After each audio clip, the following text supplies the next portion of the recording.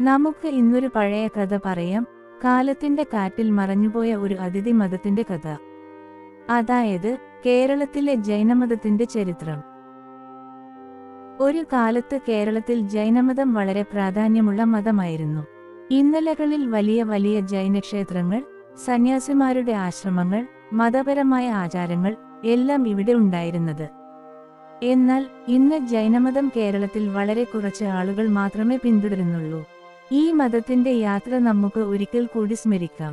കഴിഞ്ഞ കുറച്ചായിരം വർഷങ്ങൾക്ക് മുമ്പ് 3-ാം നൂറ്റാണ്ടിൽ മഹാനായ മൗര്യ ചക്രവർത്തി ചന്ദ്രഗുപ്ത മൗര്യൻ തന്റെ ഗുരുവായ ഭദ്രബാഹു സ്വാമിയോടൊപ്പം കർണാടകത്തിലേക്ക് കുടിയേറി.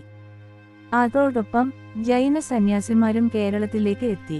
പെരുവഴികളിലും മലകളിലുമൊക്കെയായി ജൈന സന്യാസിമാർ തങ്ങളുടെ ആശ്രമങ്ങൾ സ്ഥാപിച്ചു.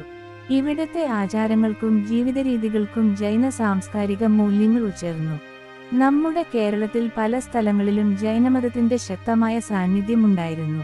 അവയിൽ പ്രധാനപ്പെട്ടത് വയനാട്, പ്രത്യേകിച്ച് സുൽത്താൻ ബത്തേരി ജൈനമതത്തിന്റെ വലിയ കേന്ദ്രമായിരുന്നു.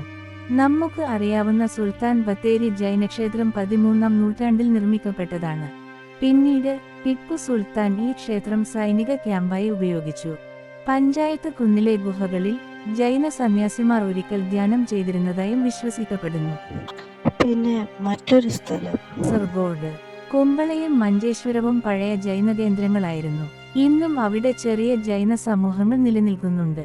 കോട്ടയം, ചങ്കള എന്ന സ്ഥലത്തും പുരാതന ജൈനക്ഷേത്രങ്ങൾ ഉണ്ടായിരുന്നതായി ചരിത്രം പറയുന്നു.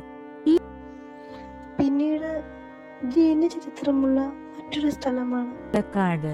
പാലക്കാട് നഗരത്തിന് സമീപം സ്ഥിതി ചെയ്യുന്ന ജൈനിമേട് എന്നത് കേരളത്തിലെ ഒരു പ്രധാന ജൈനക്ഷേത്രമാണ്. ഇന്ന് അവിടെയുള്ള കുറച്ച് ജൈന കുടുംബങ്ങൾ ഇതിനെ സംരക്ഷിക്കുന്നു. 10-ാം നൂറ്റാണ്ടിന് ശേഷം ചേരന്മാരുടെയും ചോളന്മാരുടെയും കാലത്ത് ഹിന്ദുമതം കൂടുതൽ ശക്തിപ്പെട്ടു.